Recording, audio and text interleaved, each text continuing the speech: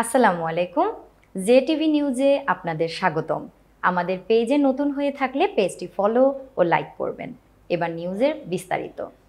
আগামী 29শে নভেম্বর রোজ শুক্রবার ভাওলগঞ্জ লিজেন্ড একাদশ কর্তৃক আয়োজিত মহিলা ফুটবল ম্যাচের আয়োজন করা হয়েছে। উক্ত মহিলা ফুটবল ম্যাচে যে দুটি দল পরস্পর মোকাবেলা করবে দিনাজপুর নওশীন প্রমিলা ফুটবল একাডেমি বনাম বোদা উপজেলা প্রমিলা ফুটবল একাডেমি। স্থান ভাওলগঞ্জ হাই স্কুল মাঠ। উক্ত ম্যাচটি অনুষ্ঠিত হবে বিকাল 3টায়।